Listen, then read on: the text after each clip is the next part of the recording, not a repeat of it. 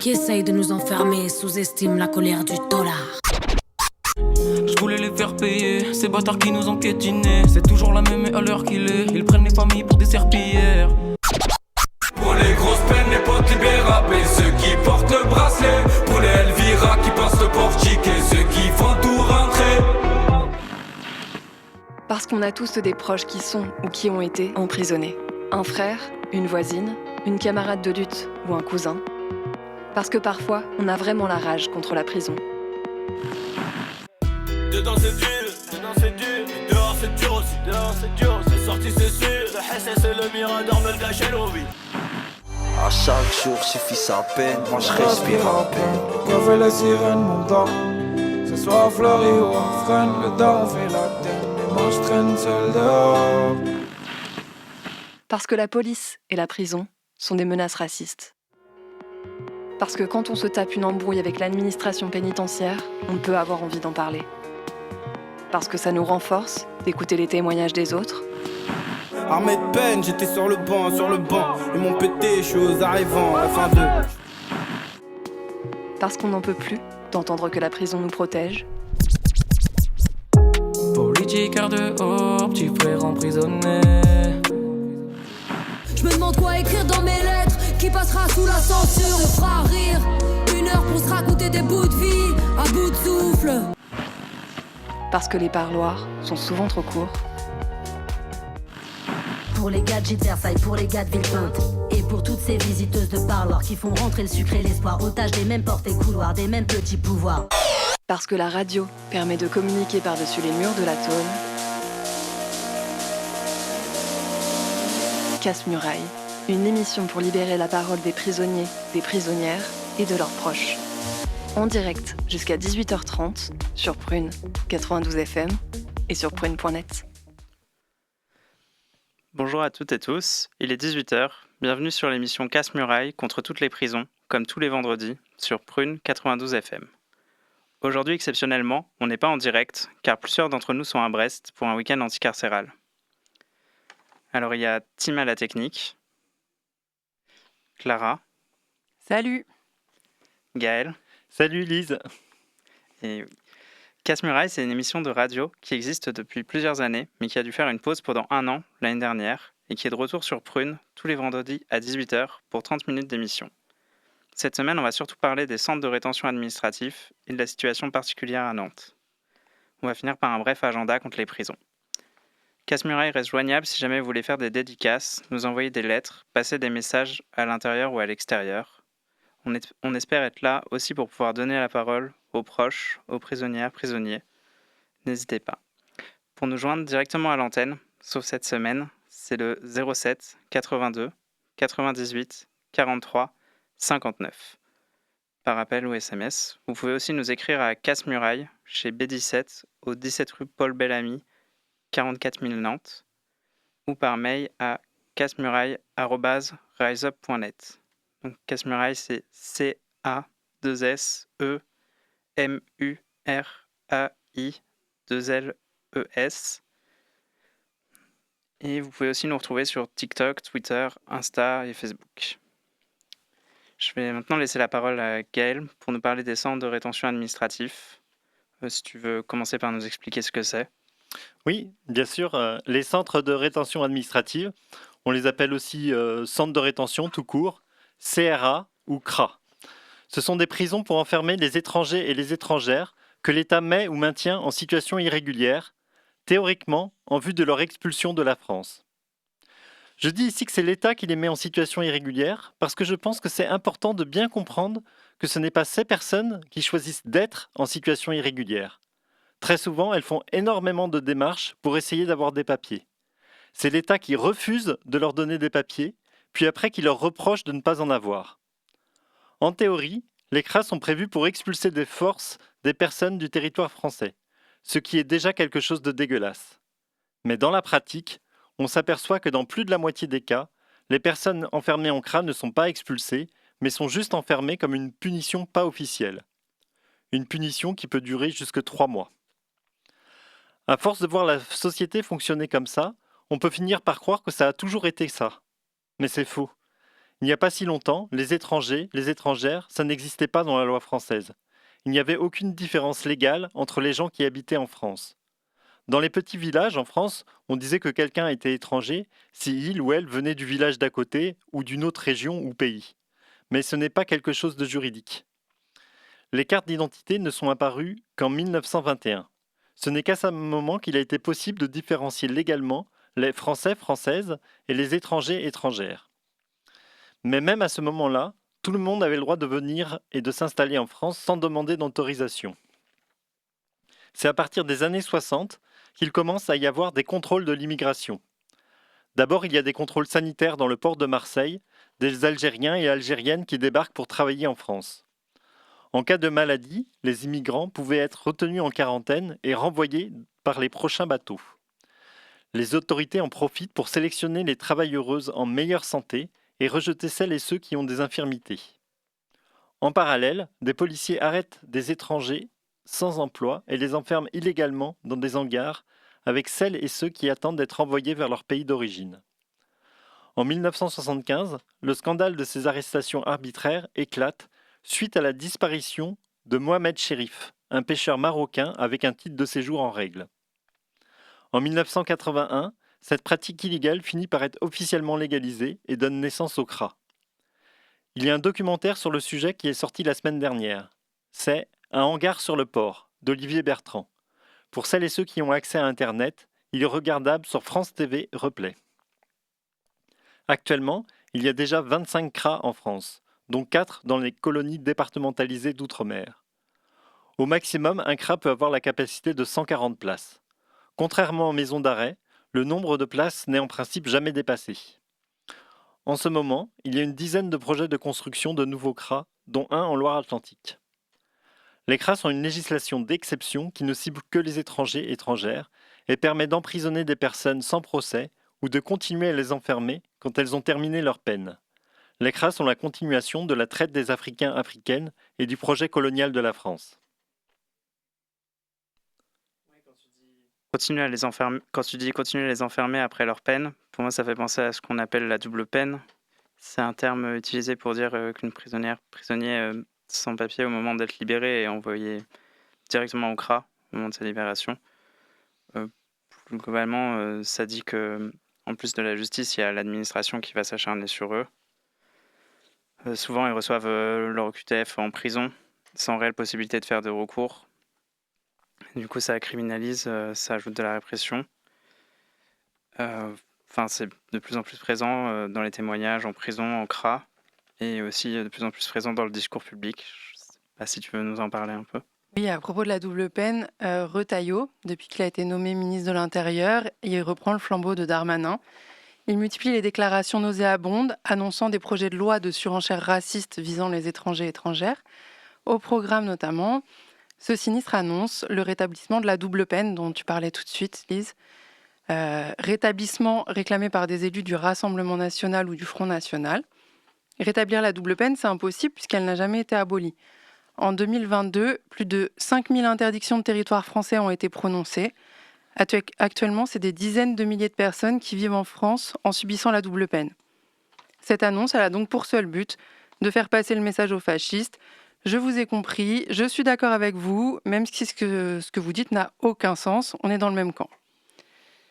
Ce qu'on appelle la double peine, c'est donc la conséquence d'une loi ancienne qui permet à l'État d'expulser et d'interdire le retour sur le territoire français aux résidents qui n'ont pas la nationalité, donc à des personnes qui vivent en France. En 1970, le prononcé d'une interdiction de territoire français, en même temps que la peine, devient légal pour tous les délits. Et donc, suite aux années 70, ça augmente le nombre de doubles peines qui sont prononcées dans les tribunaux français. Pourtant, de nombreuses luttes ont été menées depuis des décennies contre cette mesure. En 1972 et 1981, des grèves de la faim ont été tenues par des doubles peines pour protester contre leur sort. Depuis 1995 et surtout dans les années 2000, l'abolition de la double peine était un des combats du MIB, le mouvement de l'immigration et des banlieues. Cette organisation militante autonome se rendait en nombre dans des institutions de pouvoir pour y faire des prises de parole. Monsieur le maire, si je peux me permettre, s'il vous plaît. Monsieur le maire. Voilà, vas-y. Parce qu'on avait... Concrètement, là. On voulait vous demander la permission de pouvoir intervenir une brève minute sur la situation d'Ahmed Boumarev qui habite votre localité, qui est arrivé en France depuis l'âge de 6 ans et qui est victime d'une mesure inique. Bon, c'est pas bien. Simplement que ce garçon est là, soit il est sorti du chemin, il a commis des délits, la société en principe quitte avec lui. Les délits qu'il a commis, comme Jean-Paul, comme Pierre, la seule différence, c'est que lui, il n'a pas ses papiers français et qu'il ne peut pas, à la fin de sa peine, retourner chez lui normalement. On appelle ça la double peine. Je peux vous le dire, c'est discriminatoire. On peut retourner la déclaration, la Constitution. En principe, nul ne peut être inquiété pour son origine, sa race, sa religion. Donc on ne comprend pas que nous, on puisse être inquiétés du fait qu'on a une carte de résidence. Hein, et alors que nos familles sont là. Mais ce qu'on veut, c'est que les droits de l'homme qui s'appliquent pour les autres s'appliquent aussi pour nous. Et on voudrait qu'il récupère sa situation de manière à ce qu'il puisse vivre normalement comme n'importe quel individu. Voilà, donc on entend que le combat contre la double peine, c'est un combat qui dure depuis des années. Le MIB, elles organisent aussi des manifestations annuelles au slogan de...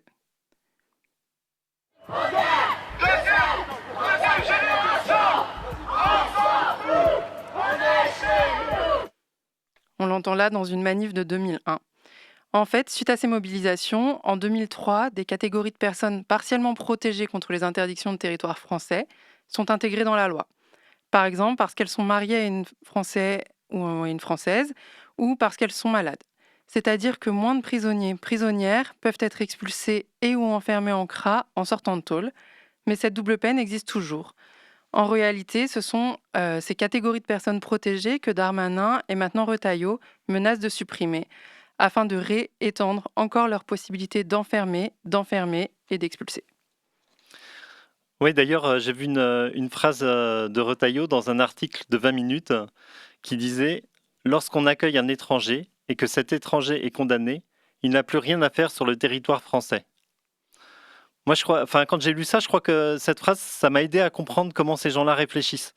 En fait, il a l'impression que l'entièreté du territoire de la France appartient aux Français ou aux dirigeants de la France. Il parle de gens qui sont accueillis.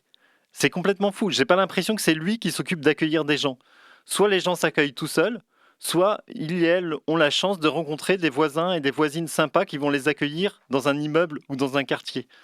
Quand je parlais de ça avant l'émission, là, Clara, toi tu me disais que même dans un endroit, il faisait la comparaison avec sa chambre, de dire ah oui, il y a quelqu'un qui rentre chez toi ou qui rentre dans ta chambre.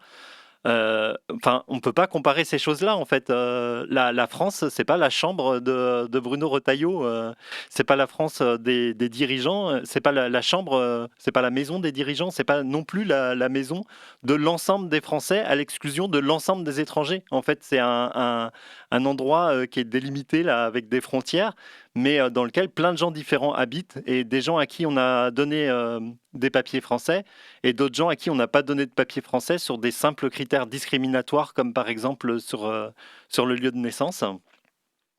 Et en fait, la France, elle a toujours été occupée par plein de gens qui y habitent depuis plus ou moins longtemps. Une partie des occupants y sont nés, d'autres sont nés ailleurs et sont venus pour une partie de leur vie. Il y a même des Algériens, Algériennes qui sont nés dans l'Algérie française et qui ne sont plus considérés comme français depuis que les frontières françaises ont changé. Donc si une personne n'importe laquelle est condamnée, c'est que des juges ont considéré que le comportement de cette personne n'était pas conforme à ce que la loi attendait d'elle. La loi, c'est ce qui est décidé par les classes qui sont au pouvoir. Des fois, on est hors la loi pour des choses vraiment craignos, mais d'autres fois, c'est juste qu'on n'est pas né dans les bons quartiers. À la fin, c'est toujours xénophobe et souvent raciste de considérer qu'une personne est légitime ou non à se balader sur le territoire français en fonction de l'arbitraire juridique qui accorde des papiers à certains, certaines, et pas à d'autres. Carrément. Et pour poursuivre du coup la présentation de ce qu'est un CRA, concrètement, un CRA, c'est aussi des conditions de vie qui sont imposées aux personnes qui sont enfermées et retenues par les policiers-policières de la police aux frontières. Il nous paraît important de relayer la parole des prisonniers-prisonnières qui en témoignent pour visibiliser l'inhumanité de ce système. Le site abalecra.noblogs.org est régulièrement mis à jour avec ces témoignages depuis les CRA. Je vais vous lire le dernier en date. Il est extrait d'un mail que plusieurs retenus ont dicté au téléphone cet été pour qu'ils soient envoyés au contrôleur général des lieux de privation de liberté. Publié le 13 septembre, le mail était resté à cette date sans réponse. Cette lecture fait état de nombreuses violences, de violences policières, de mauvais traitements médicaux et de traitements humiliants. Ces violences n'ont rien d'anecdotique, elles sont inhérentes à l'enfermement en CRA et découlent du caractère répressif et raciste de ce système. Je baisse un peu mon micro pour qu'on m'entende mieux. Nous sommes des retenus du centre de rétention administrative de Palaiseau. Nous voulons dénoncer nos conditions de détention parce qu'ici, on nous traite comme des animaux. Tous les retenus sont malades. Tout le monde attrape des boutons et des allergies. Mais l'infirmerie, c'est de la merde. Il n'y a jamais de médecin et on nous donne que du Doliprane. L'un d'entre nous a un problème aux dents. Il a très mal, mais il ne voit pas de dentiste. Un autre d'entre nous est suivi par un psychiatre et a un traitement. Mais ici, il n'a rien. Un autre a été opéré 3 fois du genou. Il a mal, mais on ne lui donne pas d'antidouleur. Nos ordonnances ne sont pas respectées. Plusieurs fois, des retenus ont rappelé les pompiers, parce que l'infirmerie ne faisait rien. Alors les policiers les ont emmenés en cellule d'isolement. Les policiers ne nous respectent pas. Ils entrent dans nos cellules plusieurs fois par heure, et la nuit, ils nous réveillent avec leurs lampes torches. Certaines équipes de policiers sont pires que d'autres. Ils nous insultent et nous provoquent, et ils font exprès d'insulter certains retenus qui ne comprennent pas le français. Pendant la prière, les policiers parlent au microphone et mettent le son très fort. Ils crient et ils rigolent, exprès pour perturber la prière.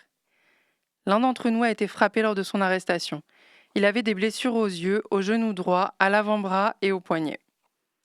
Il a voulu porter plainte et a demandé à obtenir un certificat à l'infirmerie, mais l'infirmière lui a dit que ce n'était pas possible. Depuis qu'il est au CRA, il a attrapé une infection. Il est resté 20 jours sans voir le médecin et on a refusé de l'envoyer à l'hôpital. Lorsqu'il a fait une crise d'épilepsie, on l'a enfin envoyé à l'hôpital. On lui a fait des examens et un certificat médical qui décrit les coups qu'il a reçus de la police. Le médecin de l'hôpital lui a dit que son certificat lui serait donné au CRA. Une fois revenu au CRA, ni la police ni l'infirmerie ne lui ont rendu son certificat.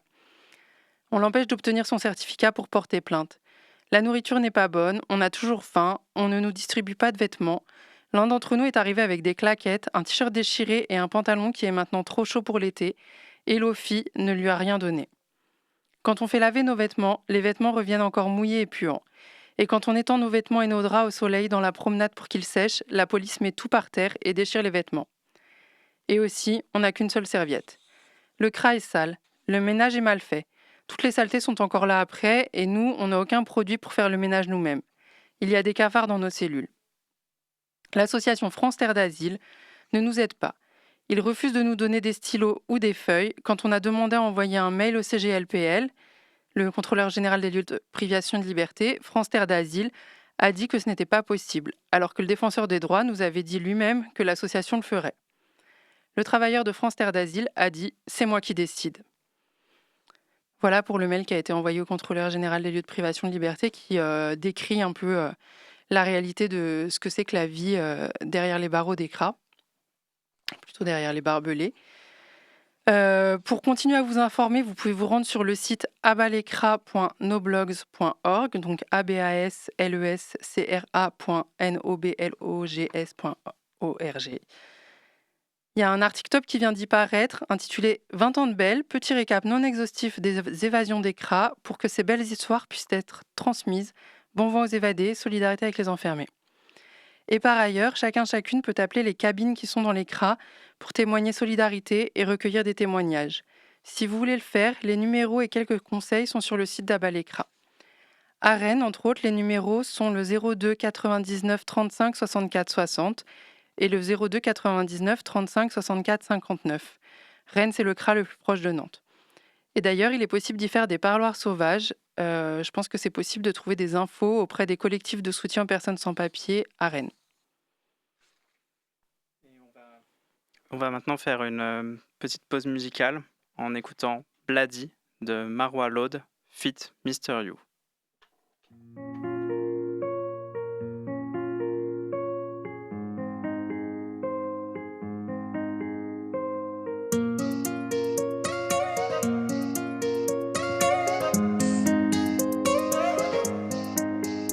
فينا مال مغربة فينا مولد كازا ولاد بلي بلاد فينا ضربو عزة ساعة باشا وجنا مكناس جيب القرعة زيد عمر الكاس شحال من واحد دا كيبيع في الغبرة مات في البحر كان غادي في الغربة مات كيف فرعون اللي كان كيجري على موسى مات وخلى فاميلتو منحوسة دار كلشي بالحرام تا حاجة ما سقاتنا البارح كانوا صحاب اليوم باغيين يتقاتلوا وفينا أصدقاء ما بقات فيهم الثقة صيفطوني للسيلول نعطيهم الثقة ملحو كمون شوية زيت العود شحال من واحد ضاع ومات فيه الحوت خوا الدار مشى خلى كاع الخوت بقاو غير تصور الناس في الحيوت يا بلادي توحشتك ديما في قلبي وبالي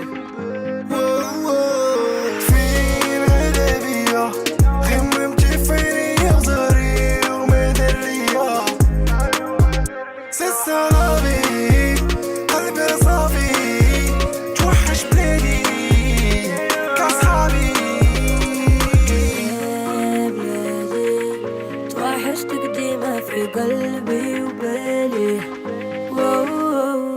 ماتوا رجعوا سكروا شطحوا خافوا نعسوا عموا ضربوا القروا شعلوا حرقوا شدوا الباطو حتى هو حرقوا فهموا داخوا سحبوا جابوا هدروا على حياته وعلى مرضه ولي حمقاته لي هبلاته وخلاته قلبي كان كيبغيهم ولكن حتى هما هدروا بغيتو علاش غنطلقوا والو خلوني عليكم يا بلادي توحشتك ديما في قلبي وبالي فين هذا بيا غممتي فيني يا زهري وما دار ليا سي صافي قلبي صافي توحش بلادي كاصحابي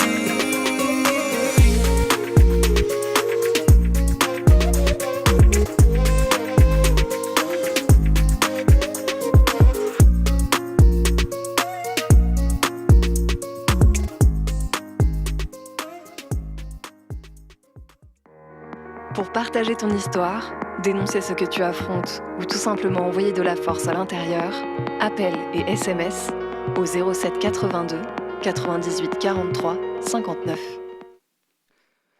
C'était Bloody de Marwa Lode et Mister You, Fit Mister You.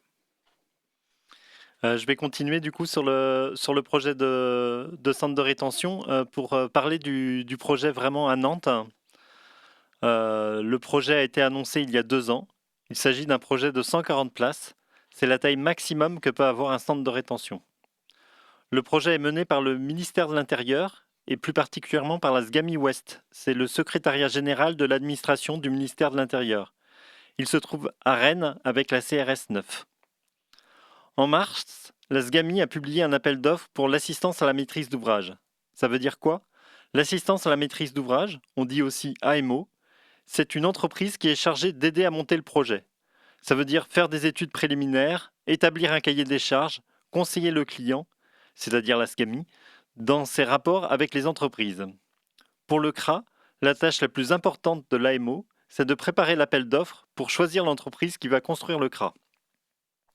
En principe, il y a plusieurs entreprises qui ont postulé pour obtenir le contrat d'AMO du centre de rétention.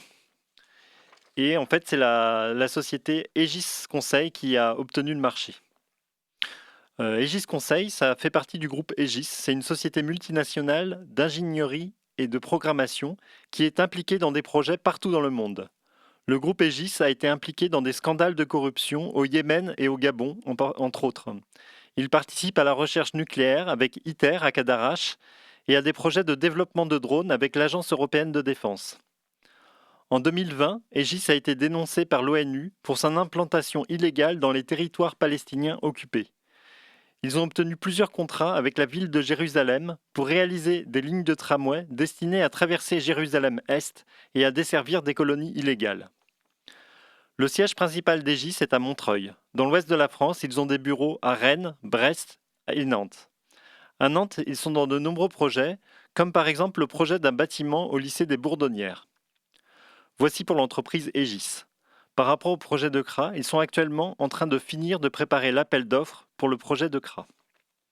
C'est un appel d'offres pour un groupe d'entreprises qui s'engagera à faire le CRA du début à la fin, puis qui devra le gérer si jamais il est construit un jour. Ils auront un contrat pour le nettoyage, la livraison des repas aux prisonniers-prisonnières et la maintenance du bâtiment. L'appel d'offres devrait être publié très prochainement. Et on sait déjà où ils veulent le construire? Oui, ils ont choisi le terrain. C'est à côté de la maison d'arrêt de Carquefou sur la commune de Nantes. C'est un terrain qui appartient déjà à l'État. Est-ce que maintenant tu peux nous dire où en est la lutte contre le projet à Nantes?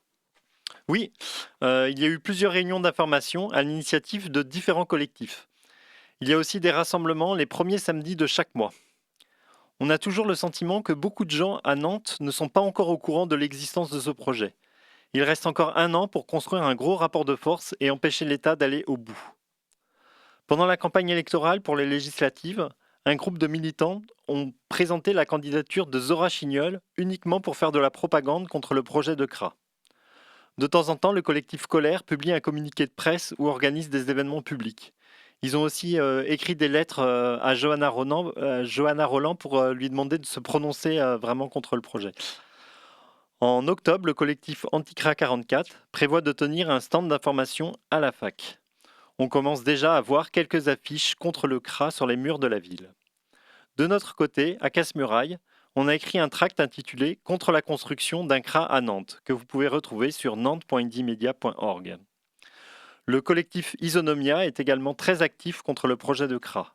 Vous pouvez écouter leur émission Angle mort les premiers lundis de chaque mois à 19h sur Prune 92 FM. Et du coup, on se retrouve tous les premiers samedis du mois à Miroir d'eau à 14h. Et en tout cas, on sera amené à reparler du CRA régulièrement ici sur la radio. On va maintenant écouter Cœur lourd de ZKR feat. Massine.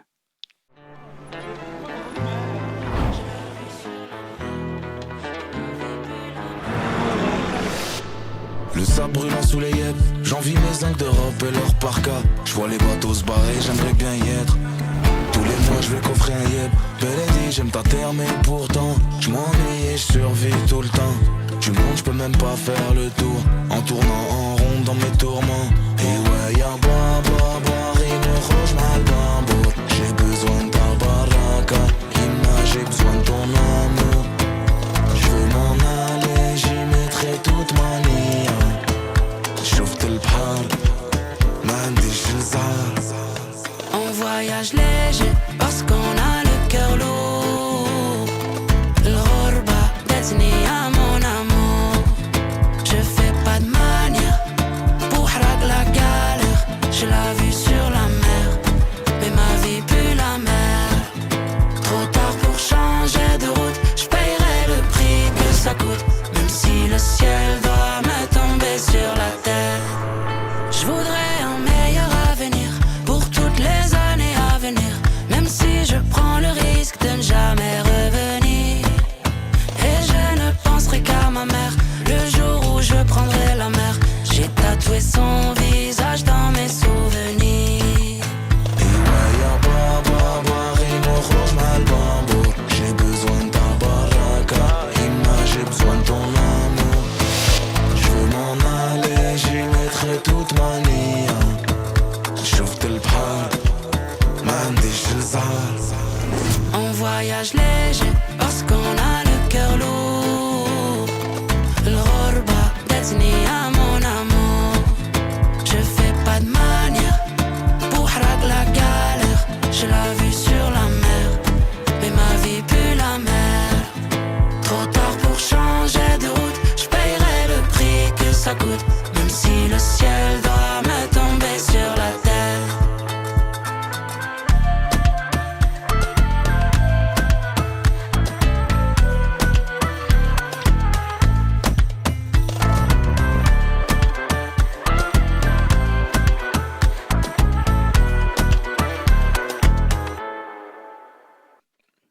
C'était Cœur lourd de ZKR feat. Massine. On va maintenant faire un agenda court. Dans l'agenda aujourd'hui, vous voulez juste... Si, par rapport à l'agenda de la semaine dernière, du coup, demain matin, samedi 12 octobre, il y a un lâcher de ballon devant la prison de Saint-Étienne. Alors, c'est un peu loin, certes, mais en fait, on voulait parler de ça rapidement. C'est qu'il y a Doriano qui était incarcéré à la prison de Saint-Étienne, qui s'est pendu dans sa cellule le 1er septembre. Ça faisait à peine une semaine qu'il était incarcéré. En fait, c'est quelqu'un qui aurait dû rentrer en psychiatrie, qui était qui était un peu en crise à ce moment-là. Il n'y avait pas de place en psychiatrie. Du coup, il a été foutu dans la prison de Saint-Étienne. Et il n'a pas tenu le choc, comme ses proches s'y attendaient. Et en fait, il n'y a rien qui a été fait au niveau de la tôle pour prévenir ça. Et voilà, il s'est foutu en l'air. Et du coup, le 2 octobre dernier, sa famille a déjà fait une marche blanche à Saint-Étienne pour parler de ça et raconter. Et surtout, annoncer qu'ils allaient porter plainte contre l'État, contre l'administration pénitentiaire. Voilà, et du coup, demain matin à 9h30 à Saint-Étienne, devant la prison de la Talaudière, il y aura un lâcher le ballon en mémoire de Doriano. Et sinon, le deuxième point de l'agenda, on avait parlé d'une manif Palestine, mais je ne sais plus quand c'est. Ou s'il y en a une d'annoncée. Je crois qu'il n'y en a pas encore d'annoncé, mais souvent c'est le samedi à 15h à Miroir d'eau. C'est plutôt toutes les semaines. Et voilà, du coup... Et je voulais rajouter, du coup, il y a aussi la manif pour Georges Ibrahim Abdallah. Du coup, le militant libanais pro-palestinien, d'ailleurs, on s'est trompé la semaine dernière, désolé. Du coup, il est bien libanais, mais militant impérialiste, enfin anti-impérialiste pro-palestinien. Et du coup, il y a une manif à 14h à Lannemezan, du coup, qui est la prison dans laquelle il est incarcéré depuis v'là le temps, je crois que j'étais pas né. Et voilà, et du coup, il y a un cortège anti-impérialiste, anti-carcéral aussi. Voilà, il y a l'appel sur nantes.indiemedia.org. Et on va maintenant vous laisser et rendre l'antenne. C'était Casse-Muraille sur Prune 92 FM, joignable au 07 82 98 43 59. On vous souhaite une bonne semaine et plein de pensées et de force pour toutes celles et ceux à l'intérieur. Au revoir. Ouais, au revoir. Salut, salut. Salut. Casse-Muraille, une émission pour libérer la parole des prisonniers, des prisonnières et de leurs proches.